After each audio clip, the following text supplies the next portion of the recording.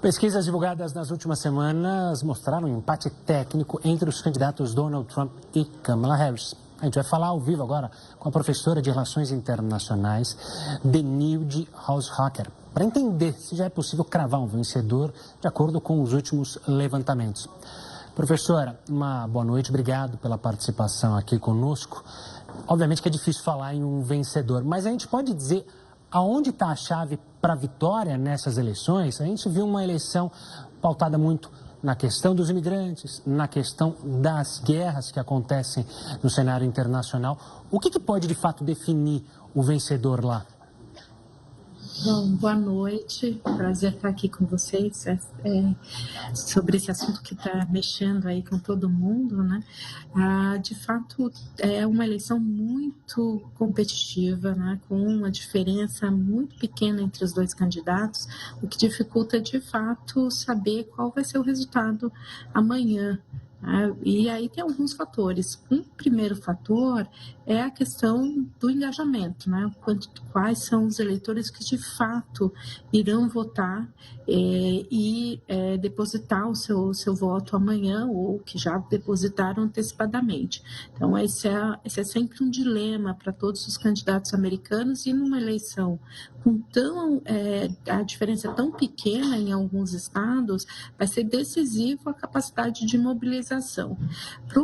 Para a candidatura da Kamala, ela está olhando o eleitor jovem, mas também olhando as mulheres, os grupos, os hispânicos, a comunidade negra em alguns estados, que vai ser decisiva se mobilizar, e quer evitar o que aconteceu na eleição da Hillary Clinton em 2016, em que a baixa participação desses grupos acabou sendo um fator decisivo para a vitória do Trump.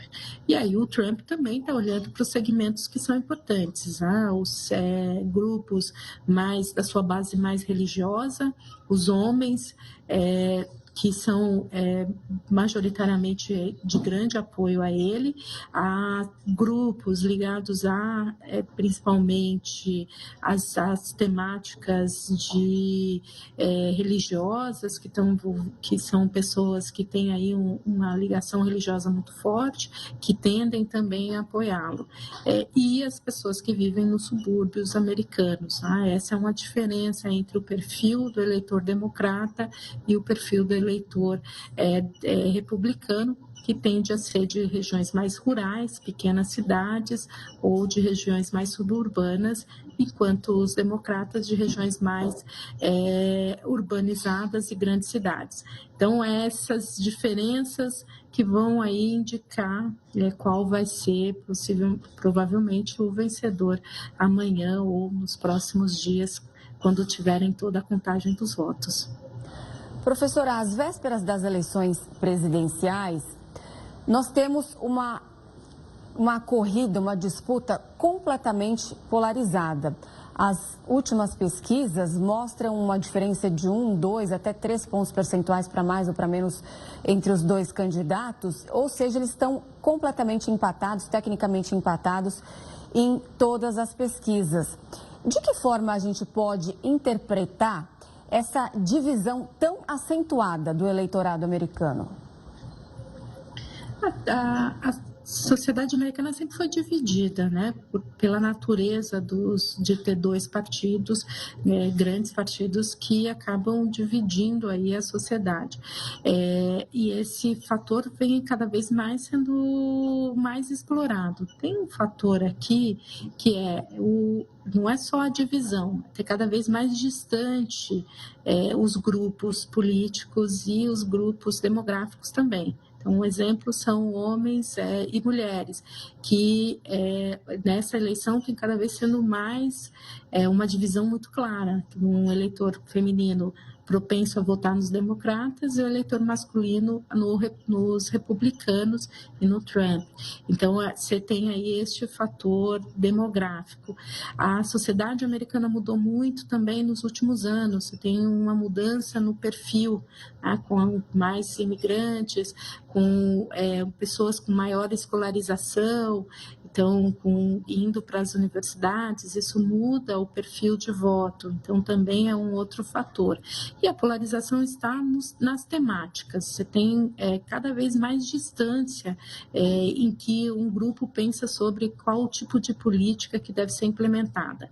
Isso se vê na questão econômica, se vê em temas como a questão do aborto, também se vê na questão migratória. Então, há uma diferença demográfica, uma diferença de perfis, e os temas cada vez mais são grupos cada vez mais distantes, e aí isso gera esse processo de polarização e também uma que a gente chama também de polarização afetiva, né? Cada um fica muito ligado e muito propenso a defender em todas as formas as suas ideias, sem haver um diálogo entre um grupo e outro.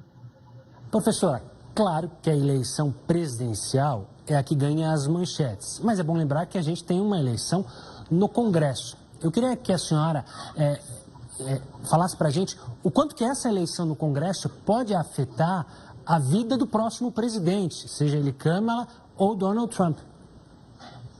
Com certeza, né? A gente vai ter a eleição do Senado e também a eleição na Câmara dos Deputados, né? Que tem aí uma parte dos deputados, e essa eleição vai indicar qual vai ser o peso que esses grupos terão, aí como se eleito, como que vai ser a lidar com essas diferenças. As projeções mostram que os republicanos tendem a conseguir maioria no Senado e também na Câmara dos Deputados. Então, isso significa que se o eleito for o Trump, ele vai ter um cenário muito mais positivo em termos de apoio para conseguir implementar as suas decisões. E, com isso, ter aí uma força, especialmente nos 2 primeiros anos. Sempre bom lembrar, né, as eleições dos Estados Unidos para o legislativo, ela é de 2 em 2 anos, então isso significa que os 2 primeiros anos seriam 2 primeiros anos muito favoráveis para o Trump. O contrário para a Câmara, se de fato as projeções estiverem corretas, ela vai ter um governo com um Congresso mais opositor e vai ter mais dificuldade, vai necessitar mais de uma capacidade de negociação para conseguir se aproximar dos mais moderados e, com isso, ter condições de governabilidade. Então, o cenário aí para a Câmara é um cenário de um governo, que seria de um governo mais difícil nos 2 primeiros anos. Professora, a gente falou aqui dessas questões temáticas que os eleitores acabam tendendo para um lado ou para o outro, como a questão da imigração, do aborto, do cenário internacional, enfim. Mas a gente sabe que a inflação subiu muito no pós-pandemia nos Estados Unidos.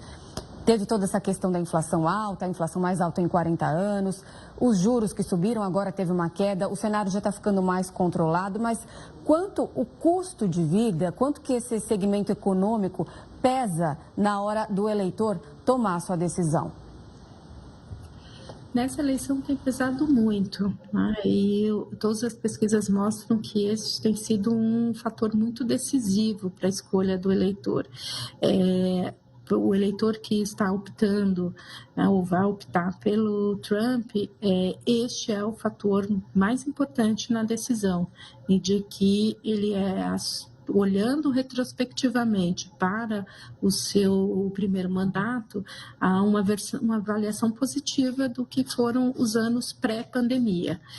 E com isso ele tem aí uma visão mais positiva, e as pesquisas mostram que há uma percepção de que ele tem mais capacidade enquanto governante para conseguir lidar com a questão inflacionária, apesar de muitos economistas terem apontado que as propostas que ele tem colocado podem ser mais negativas do que as propostas da Câmara. Então, que pode gerar mais inflação do que de fato diminuir a inflação. Mas a percepção do eleitor é uma percepção mais positiva para a posição com relação a ele. Já os eleitores da Câmara têm feito tem aí um ponto que é a capacidade que foi do governo Biden de conseguir a recuperação econômica. Então, apesar do índice de inflação ainda estar visto como negativo, o ambiente econômico no Biden é visto como positivo, e os dados, principalmente de emprego, mostram a recuperação no país. Então, aí esse seria o ponto positivo da campanha dela, e por isso a escolha a ela e não ao Trump. Certo, professora. Obrigado pela participação aqui conosco, pela análise. Um forte abraço e até a próxima. Eu que agradeço. Boa noite. Boa noite.